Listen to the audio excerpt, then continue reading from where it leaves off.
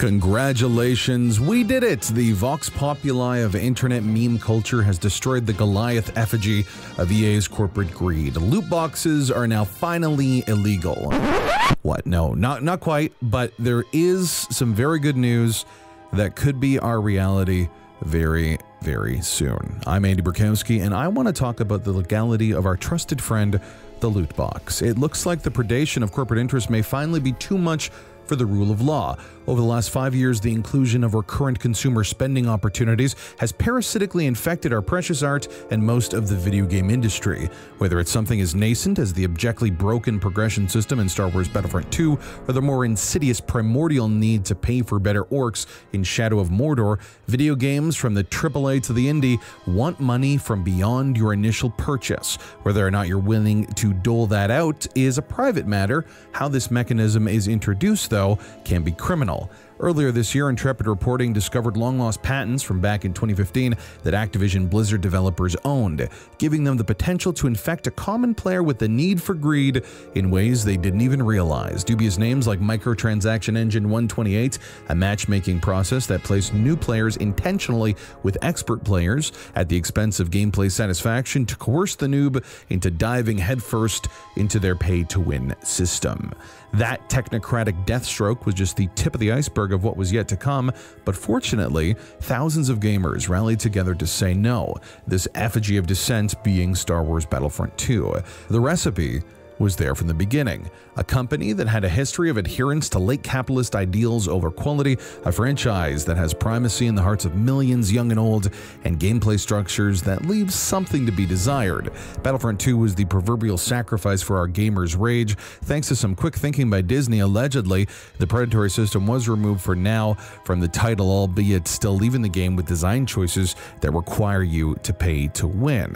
It also caused some investigations, namely in one small Nazi ass-kicking country, Belgium, known for their surrealist painters, a legacy of thousands of years of beer and mead, and now possibly changing the video game landscape. After snap decisions from the ESRB, PEGI, and even the UK government that loot boxes are not gambling, Belgian gaming commissions serendipitously announced last week they'll be investigating whether titles Overwatch or Star Wars Battlefront 2 should be classified as gambling.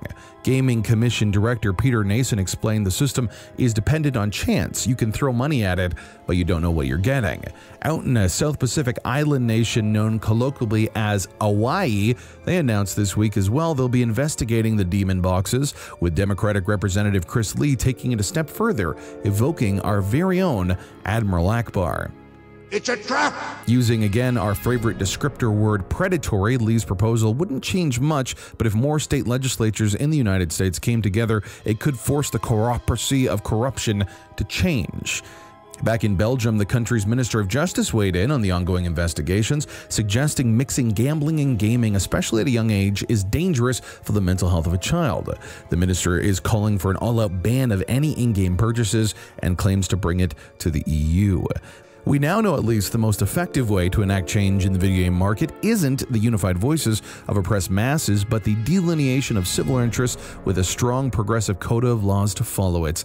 The important question now is simply, what does this mean? The initial ramifications are still bubbling, but when most major video game publishers earn up to 50% of their quarterly revenue with these poisonous, recurrent consumer spending opportunities, change will only come from the pens of legislators. Could it be possible that major publishers will create Europe or Hawaii-only versions of games like COD and Destiny and other multi-million-dollar blockbusters, eliminating the pay-to-win system in certain regions but allowing it in others? As a gamer on either side of the Atlantic, how does that make you feel? What does this mean for the burgeoning indie industry in places like Warsaw and London? These somewhat predatory tactics are in many ways the only way that can compete. Will this extend to simple games like Magic the Gathering cards or your precious Pokemon? The road to progressive free expression is fraught with uncertainty. If you're worried that these questions outweigh the possibility of hemming in corporate greed, you are simply wrong. Where do you stand on this spectrum? Would you support a localized non-loot box version of AAA titles, or do they need to go?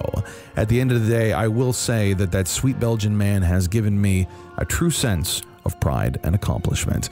I'm Andy Borkowski for VGS, and remember to bleed for your art.